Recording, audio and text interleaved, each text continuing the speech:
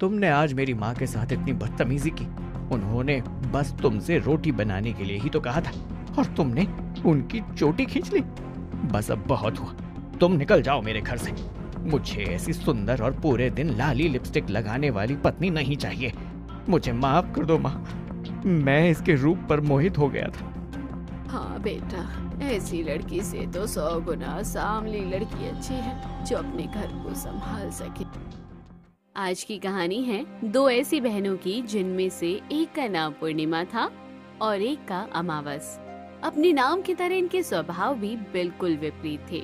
जहाँ एक तरफ अमावस स्वभाव से बहुत ही सीधी सादी और समझदार थी, वहीं दूसरी तरफ पूर्णिमा हर किसी का मजाक बनाने वाली और उग्र स्वभाव की थी।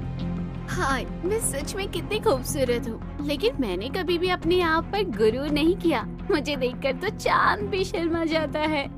अरे ये मेरी बहन कहाँ रह गई? अमावस, अमावस, अरे कहाँ मर गई? तभी अमावस भागती हुई आती है। हाँ पूर्णिमा, तुमने मुझे याद किया? याद को तो तुम ऐसे कह रही हो जैसे तुम बड़ी ही खूबसूरत हो, जो तुम्हारा दीदार करने के लिए मैं तुम्हें याद करूंगी। तुम हमेशा मुझसे ऐसे क्यों बात करती हो पूर्णिमा? मैं तुम्हारी बड़ी बहन हूँ। ओहो हो, शक्ल देखी आईने में कभी अपनी? बड़ी आई बड़ी बहन बनने। उस चंदन के लेप का क्या हुआ जो मैंने तुमको बनाने को कहा था? कितनी देर हो गई? हाँ बहन, वही बना रही थी मैं तुम्हारे लिए, लेकिन माँ ने कुछ और काम बता दिया तो मैं उसमें व्यस्त हो गई। अरे मैं बहुत अच्छे से तुमको जानती हूँ, तुम मेरे रूप से जलती हो। तुम ही नहीं चाहती हो कि मैं तुमसे ज्यादा खूबसूरत दिखूं। ऐसी कोई भी बात नहीं है बहन, मैं तुझे अपनी जान से भी ज्यादा प्यार करती हूँ और तुम पता नहीं क्यों मुझसे ऐसे भाव रखती हो। हाँ हाँ, जाओ जाओ और जल्दी से चंदन का लेप बना कर लाओ, मुझे अपनी रंग रूप को संवारना है।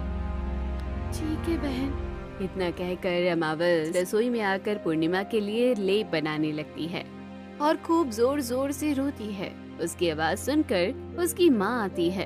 क्या हुआ बेटी, तुम रो क्यों रही हो? माँ पता नहीं क्यों पूर्णिमा मुझे हमेशा ही इतना भला बुरा कहती है। अब अगर वो रूप सौंदर्य की मालकिन है तो इसमें मेरा क्या ही दोष है? आप ही बताओ ना माँ, आपने मुझे क्यों काला पैदा किया? माँ मुझे कोई भी प्यार नहीं करता। माँ अमावस को गले से लगा लेती है। बेटी, अमावस, हर माँ बाप के लिए उसके सब बच्चे बराबर ही हैं और खूबसूरत होते हैं, फिर वो चाहे काले हो, सुंदर हो या गोरे हो या कोरू। तुम बिल्कुल भी फिक्र ना करो बेटी, मैं हर कदम पर तुम्हारे साथ हूँ। माँ तुम भी ना मेरा साथ एक दिन छोड़ दोगी ना? मुझ जैसी काली और बदसूरत लड़की से कौन शादी करना चाहेगा? मैंने तो सोच लिया है माँ, मैं गाँव के बच्चों को पढ़ाकर अपना जीवन यूं ही बिता लूंगी। पिताजी, मैंने आपसे कितनी बार कहा है कि मेरा बिस्तर इस अमावस के बिस्तर से दूर बनवा दीजिए। मुझे तो डर लगता है कि कहीं अगर ये मेरे पास मुझसे चिपक कर सो गई तो कहीं मेरा सुंदर रूप कहीं इसकी जगह इसी की तरह काला न पड़ जाए। पता नहीं भगवान ने मुझे इतनी काली बहन क्यों दे दी है। बहन, तुम हमेशा इतना कड़वा क्यों बोलती हो? मैं तुमसे कितना अधिक प्रेम करती हूँ, लेकिन तुम हमेशा ही मुझे घृणा की दृष्टि से देखती हो। और नहीं तो क्या करूँ, तेरी आरती उतारूं? और हाँ, घृणा शब्द सुनकर मुझे याद आया, माँ कितनी बार कहा है कि हम दोनों के एक जैसे कपड़े मत लाया करो। मैं जब अपने जैसे कपड़े को इसके ऊपर देखती हूँ तो फिर मुझे अपने कपड़ों से भी घिन आने लगती है। कहाँ वही सूट जब मैं पहनती हूँ तो कितना सुंदर लगता है, और जब ये काली कलूटी वही पहनती है तो पूर्णिमा, तुम्हें अपनी बहन से ऐसे बात नहीं करना चाहिए। काला गोरा तो ईश्वर की देन है, इस पर कभी भी गुरूर नहीं करना चाहिए। हाँ हाँ ठीक है माँ, अब तुम भी ज्ञान देने मत बैठ जाना। मुझे सोने दो, कल मुझे सुबह अपनी सहेलियों के साथ बाग में खेलने जाना है। बहन, मैं भी चलूंगी तेरे साथ खेलने, मुझे भी बाग में खेलना बहुत अच्छा लगता है। लेकिन मुझे तुम्हें अपने साथ लेकर जाना बिल्कुल भी अच्छा नहीं लगता। हाँ। अमावस उदास हो जाती है और अपने बिस्तर पर आकर लेट जाती है। भगवान जी, आपने मुझे इतना कुरूप क्यों बनाया? क्या मेरी जिंदगी में कभी कोई खुशियाँ नहीं आएंगी? अगर मैं काली हूँ तो इसमें मेरा क्या कसूर है? इसी तरह रोते रोते अमावस सो जाती है। सोहनलाल, ओ सोहनलाल, अरे कहाँ हो तुम? जरा बाहर निकलो, मुझे तुमसे कुछ बात करनी है। हाँ जी, कौन है? मैं आता हूँ। इतना कहकर सोहनलाल बाहर आता है। हाँ सेठ जी, बताइए, आज हो भाग्य हमारे, क्या आप हमारे घर पधारे?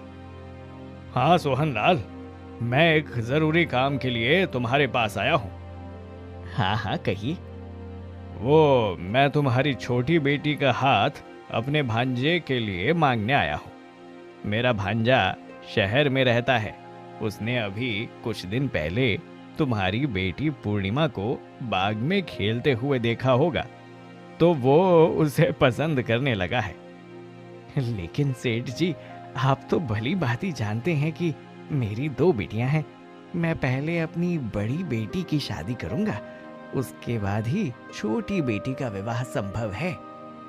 देखो सोहनलाल, तुम्हारी छोटी बेटी के विवाह के लिए तो मैं खुद ही हाथ मांगने आया हूँ, लेकिन बड़ी बेटी के विवाह के संबंध में कोई गारंटी नहीं दे सकता, क्योंकि तुम खुद ही तो जानते हो उसका विवाह कभी होगा भी या नहीं, ये कोई निश्चित नहीं है। अरे ऐसा मत कहिए सेठ जी। अरे जो सही है वो सटीक है, मैं हमेशा वही कहने में विश्वास करता हूँ। लेकिन फिर भी मैं तुम्हें समय देता हूँ कि तुम अपनी पत्नी से वार्तालाप करके मुझे अपना निर्णय 2 दिनों में सुना देना।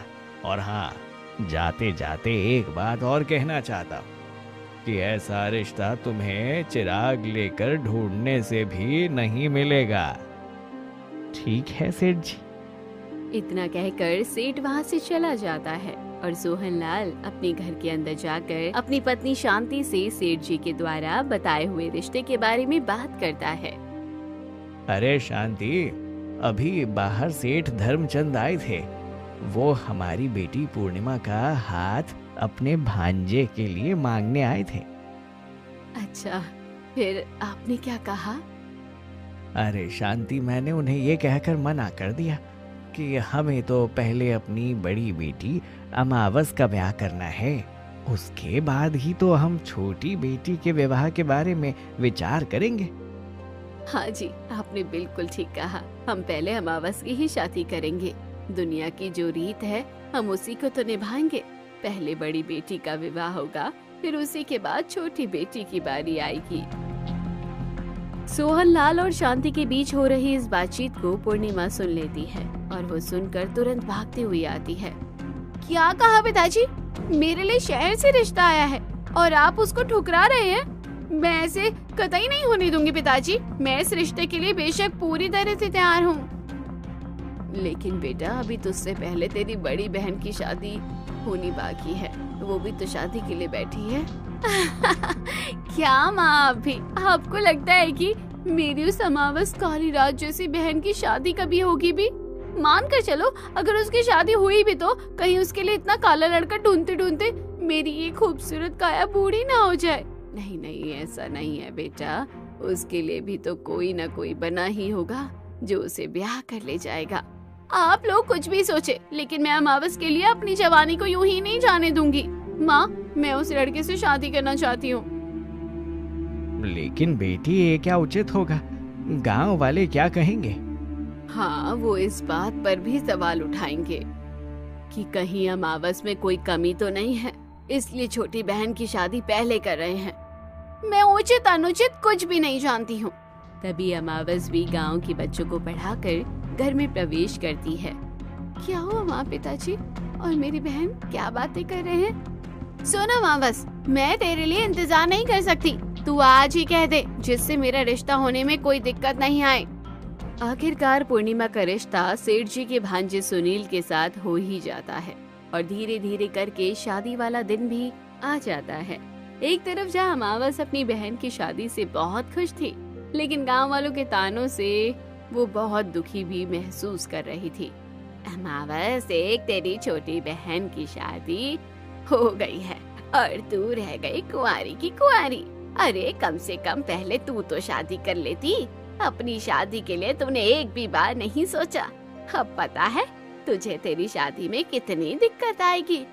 हाँ विमला बहन, तुम बिल्कुल सही कह रही हो।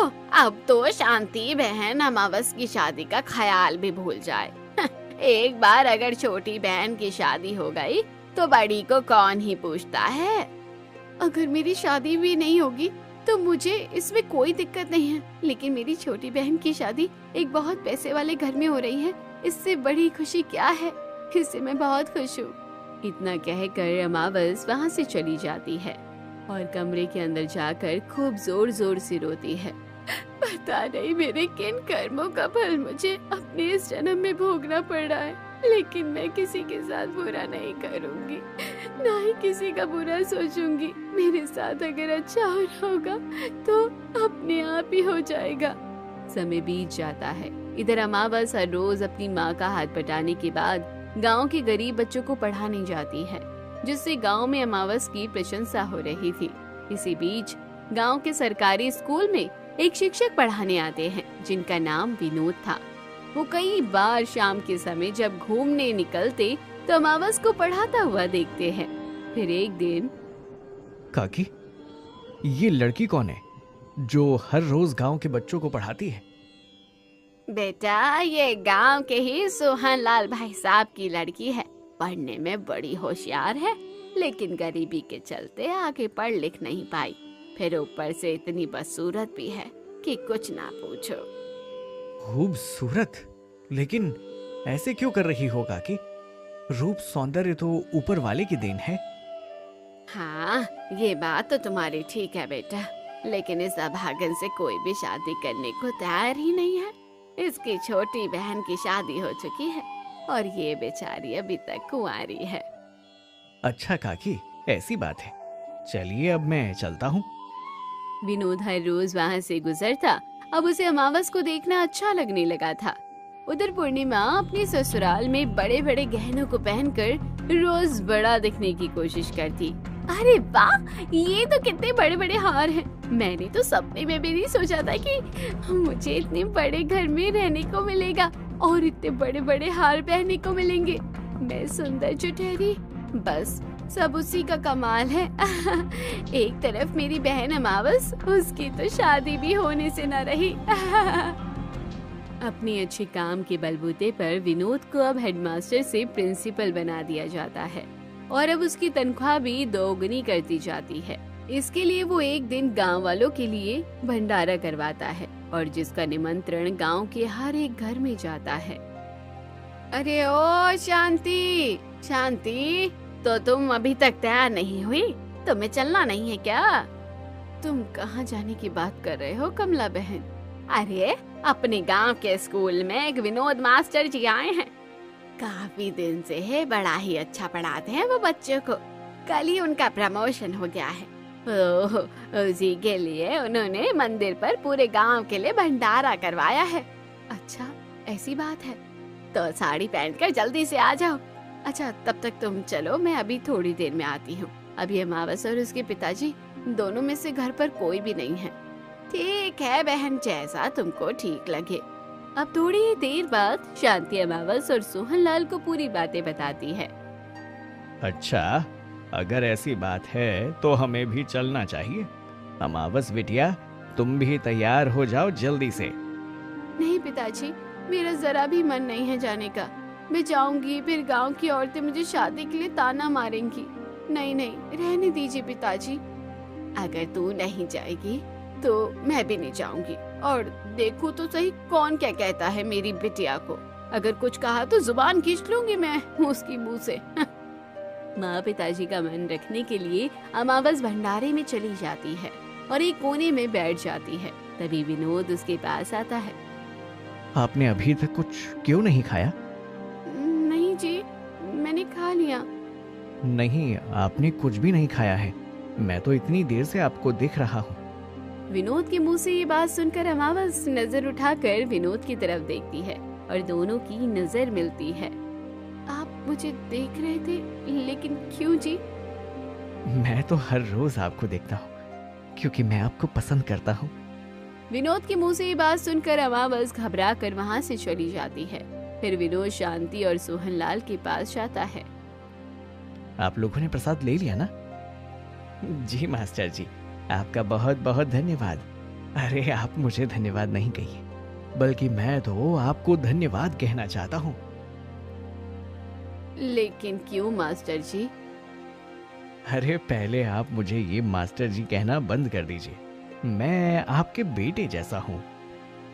ये तो आपके माता पिता के दिए हुए संस्कार हैं बेटा, वरना कहाँ आप इतने पढ़े लिखे और ऊंचे पद पर, और कहाँ हम गांव के अनपढ़ लोग। अच्छा, अब बेटा कहा ही है तो कभी भी किसी चीज की जरूरत हो तो बेहिचक कभी भी आ जाना। जी बिल्कुल। इधर पूर्णिमा अपने पति सुनील से कहती है, सुनील जी, मेरे पास छोटे बड़े सब हार हैं और शादी के बाद तुमने मुझे 20 तोला सोना और दिलाया है, लेकिन मेरे पास सोने की तगड़ी नहीं है, मुझे वो भी चाहिए। हाँ हाँ भाग्यवान, दिला दूंगा। अरे लेकिन अभी व्यापार में बहुत घाटा चल रहा है ना, सही समय आने पर दिला दूंगा। अच्छा चलो, जरा 10,000 रुपए तो देना, मुझे नई साड़ी लेने जाना है, शाम को आकर देता हूँ। सुनील ये कहकर चला जाता है। तभी पूर्णिमा की सास वहाँ आ जाती है।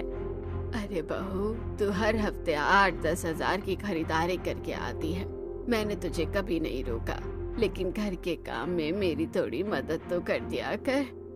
अरे ओ सासू माँ, तुम कैसी बातें करती हो? मैंने आज तक कभी अपने घर पर एक गिलास पानी उठाकर नहीं पिया। मैं अब यहाँ काम करूँगी। अरे बेटा, मेरे भी कुछ अरमान थे कि मेरी बहू आएगी तो मेरी सेवा करेगी, लेकिन मैं तो यहाँ उल्टा 6 महीने से तुम्हारी सेवा कर रही हूँ। देखिए, मुझसे काम की कोई उम्मीद मत रखिए, आपको करना है करो, वरना मत करो, मैं तो बाजार से मंगाकर अपना पेट भर लूंगी। पूर्णिमा की सास दुखी होकर वहाँ से चली जाती है। शाम को वो अपने बेटे सुनील से कहती है, बेटा, बहू तो बिल्कुल काम नहीं करना चाहती है, पूरे दिन आईने के सामने बैठकर सजना संवरना ही उसे भाता है, मैं अगर उसे कुछ कहूँ तो। तभी पूर्णिमा वहाँ आ जाती है। भर लिए ना कान अपने बेटे के, आ गया सुकून आपको? नहीं चाहती है आप सुखी देखना हम दोनों को? पूर्णिमा, ये तुम कैसी बातें कर रही हो माँ से? अच्छा, अब आप भी हमसे ऐसे कहेंगे? मैं जो देखूंगा वही कहूंगा ना पूर्णिमा। देखो पूर्णिमा, मैं तुम्हें आज बता ही देता हूँ कि मैं अपने माँ बाप की इकलौती संतान हूँ। मेरे पिताजी बचपन में ही गुजर गए थे। ये तो तुम भी अच्छे से जानती हो कि अब मेरी माँ ही मेरी सब कुछ है। मैं उन्हें दुखी नहीं देख सकता हूँ। मतलब मैं कुछ भी नहीं हूँ? ये क्या बेतु की बात है पूर्णिमा? लाओ मुझे 10,000 रुपए दो, आपने सुबह वादा किया था। हाँ ये लो, लेकिन ठीक से रहो। अब विनोद आए दिन सोहनलाल के यहाँ चाय पीने आता, जिससे शांति और सोहनलाल भी उसे पसंद करने लगे थे, लेकिन अमावस उससे कभी बात नहीं करती थी। फिर एक दिन जब अमावस बच्चों को पढ़ा रही थी कि तभी जोर से बारिश आ जाती है। अच्छा बच्चों, चलो अब अपने घर जाओ सारे जल्दी, कहीं बारिश में भीग गई तो बीमार पड़ जाओगे। इतना कहकर अमावस भी अपने घर की तरफ जल्दी जल्दी कदम बढ़ा रही होती है। तभी कुछ मनचले लड़के वहाँ से निकलते हैं और अमावस को छेड़ने लगते हैं। तभी कोई तेजी से बाइक पर हेलमेट लगाकर आता है, जिसे देखकर वो भाग जाते हैं। बैठिए। जी आप कौन? और ऐसे मैं नहीं बैठ सकती। आपका धन्यवाद मुझे बचाने के लिए, लेकिन मैं चली जाऊंगी। तभी वो अमावस का हाथ पकड़ लेता है और अपना हेलमेट हटाता है। अमावस, मैं हूँ विनोद। मैं तुम्हें कितना पसंद करता हूँ और तुम मेरी तरफ देखती तक नहीं हो। देखिए, मैं आपके लायक नहीं हूँ। आप इतने पढ़े लिखे और रूपवान हैं। कहाँ मैं काली और गरीब लड़की, जिसका आज तक हर किसी ने मजाक ही बनाया है। आप मेरे लायक हैं या नहीं ये तो मुझे पता होगा ना अमावस, लेकिन मैं तुम्हारे माँ पिताजी से हाथ मांगने से पहले तुम्हारी रजामंदी चाहता हूँ। जिसकी सगी बहन को उसके साथ चलने में शर्म आती हो, ऐसी लड़की के साथ आप कैसे रह पाएंगे? मैं बस आपकी हाँ और ना सुनना चाहता हूँ। अमावस बिना कुछ कहे मुस्कुरा कर चली जाती है और विनोद अगले ही दिन उसके घर जाकर अमावस का हाथ मांग लेता है। इधर पूर्णिमा को उसके घर वाले घर से निकाल देते हैं। तुमने आज मेरी माँ के साथ इतनी बदतमीजी की। उन्होंने बस तुमसे रोटी बनाने के लिए ही तो कहा था और तुमने उनकी चोटी खींच ली। बस अब बहुत हुआ, तुम निकल जाओ मेरे घर से। मुझे ऐसी सुंदर और पूरे दिन लाली लिपस्टिक लगाने वाली पत्नी नहीं चाहिए। मुझे माफ कर दो माँ, मैं इसके रूप पर मोहित हो गया था। हाँ बेटा, ऐसी लड़की से तो 100 गुना सांवली लड़की अच्छी है जो अपने घर को संभाल सके। क्या हुआ बेटी, तुम रो क्यों रही हो? दामाद जी ने कुछ कहा क्या? और दामाद जी कहाँ हैं? माँ, मैंने वो घर छोड़ दिया है, लेकिन अपने घर में क्या हो रहा है? बेटा, हमने तुझे कितनी चिट्ठियां भेजी, लेकिन तूने कोई जवाब नहीं दिया। तेरी बड़ी बहन का रिश्ता हो गया है। फिर शांति उसे पूरी बात बताती है और तभी अमावस भी वहाँ जाती है। पूर्णिमा अपनी बहन को देखकर बड़ा खुश होती है और उससे जाकर गले लग जाती है। बहन, आज तूने मुझे गले लगाया, मेरे लिए आज सबसे बड़ी खुशी का दिन है। नहीं बहन, आज मुझे अपनी गलती का एहसास हो गया है कि रंग रूप कुछ नहीं होता। आज मैं रूपवान होकर भी खाली हाथ हूँ और तुम महलों की रानी बनने जा रही हो। लेकिन तुम ऐसे क्यों कह रही हो? और तुम्हारे सारे गहने कहाँ गए? तुम्हारी ऐसी हालत क्यों है? फिर पूर्णिमा पूरी बातें बताती है। तुम फिक्र मत करो बहन, हम तुम्हारे साथ हैं। तुम्हें अपनी गलती का एहसास है, यही सबसे बड़ी बात है। मैं तुम्हें सारा काम सिखाऊंगी। अमावस की धूमधाम से शादी हो जाती है और फिर पूर्णिमा अपनी माँ और बहन से सब काम सीखकर वापस अपने ससुराल लौट जाती है और कहानी भी यहीं खत्म हो जाती है। कैसी लगी कमेंट बॉक्स में जरूर बताइए। चैनल को अब तक सब्सक्राइब नहीं किया तो जरूर कर लीजिए।